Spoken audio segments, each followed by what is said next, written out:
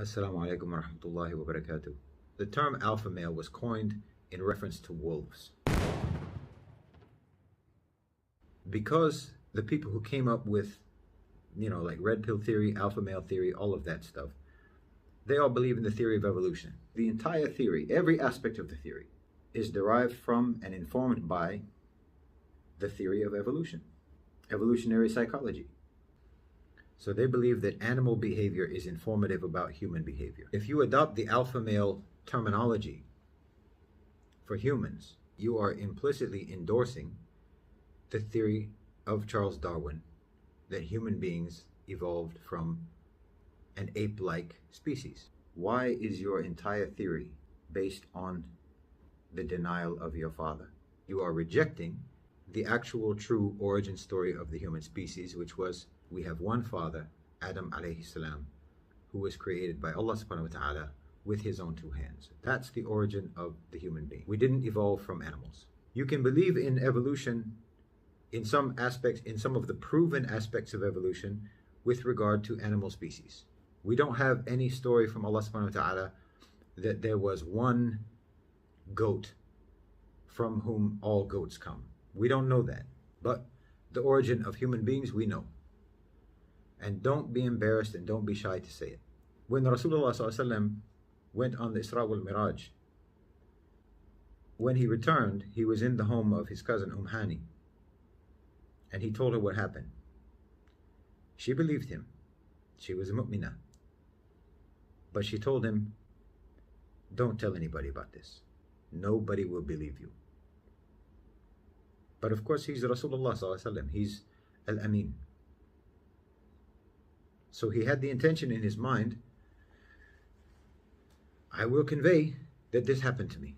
If anyone asks me, I will tell them the truth, because he can't do anything but tell the truth. But of course he was nervous.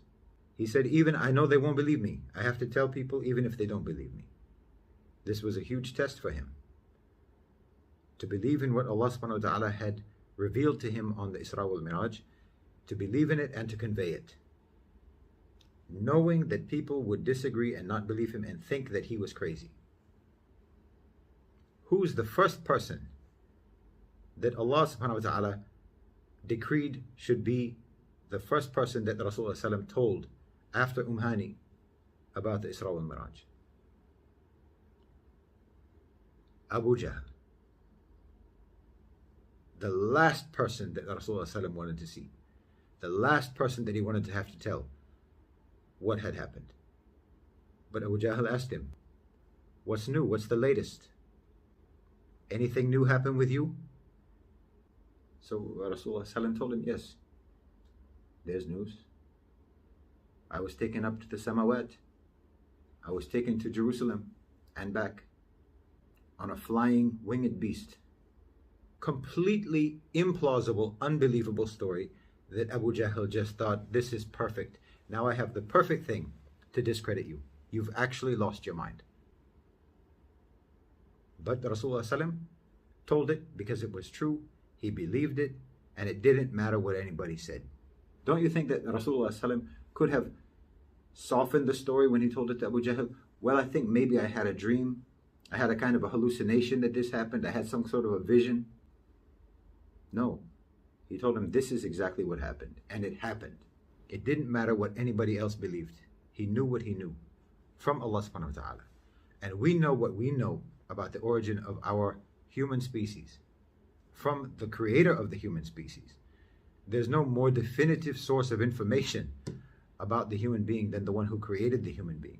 It's extremely important that you stand up for your father. It's extremely important that you stand up for Adam alayhi salam. And it's extremely important that you stand up for the knowledge that Allah subhanahu wa ta'ala gave us. He didn't have to give it to us. So don't be shy, because it's also extremely important. If we want to understand ourselves, if we want to understand men, if we want to understand the relations between men and women, we have to understand the origin, where we came from, what our beginning was. And if we don't understand that, every theory that you come up with, from alpha male to red pill to whatever, is going to be misinformed and misguided. If you don't understand how humans began, if you don't understand the real nature of our creation, then you're never going to come to a right conclusion about how we are, why we are this way, how we think, how we feel, how we behave, how we interact. All of that is going to be wrong. You have to understand the truth of our creation.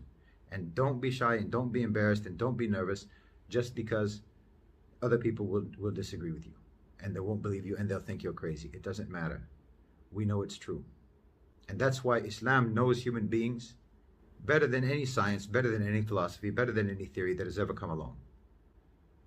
Because it came from the creator of the human being. You have to embrace that, believe it with all your heart, and build your understanding of human behavior upon that. Jazakumullahu khairan wa assalamu alaikum.